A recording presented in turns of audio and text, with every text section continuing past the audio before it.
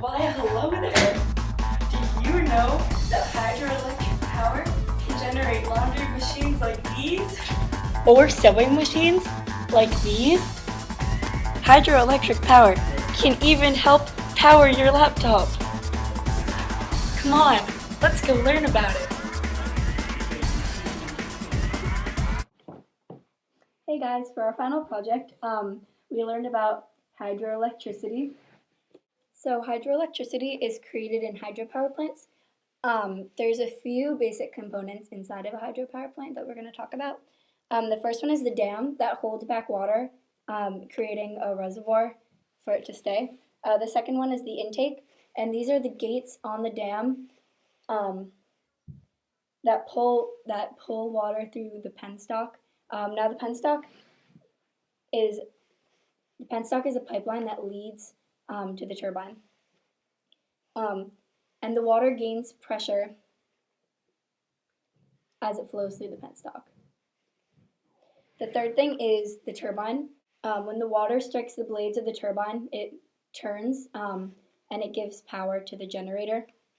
As the turbine turns, so does the generator, creating alternating current because there's magnets inside of it that turn with it.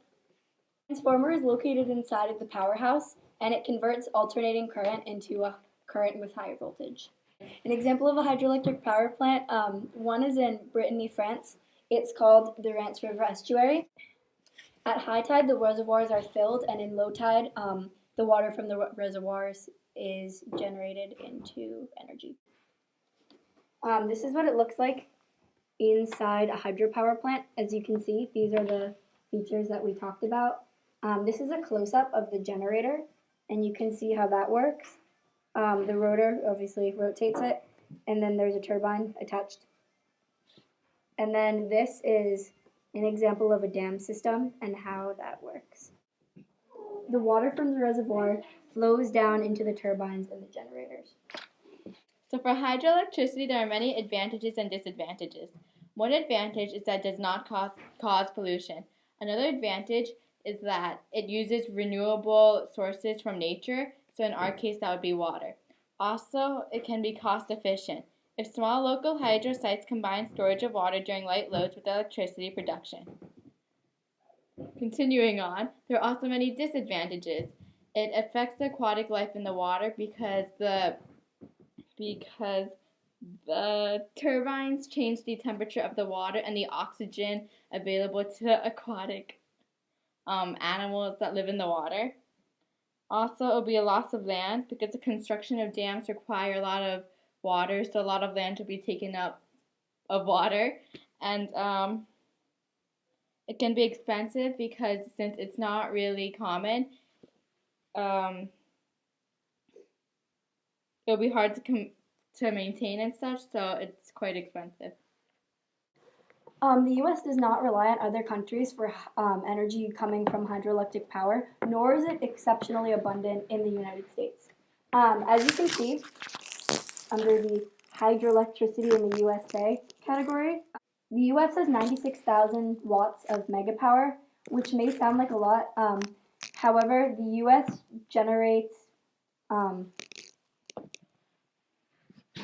over 4,000 billion kilowatt hours, so in comparison, it really isn't that much.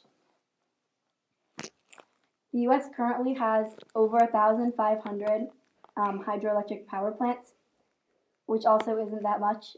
It's only about 6.4%.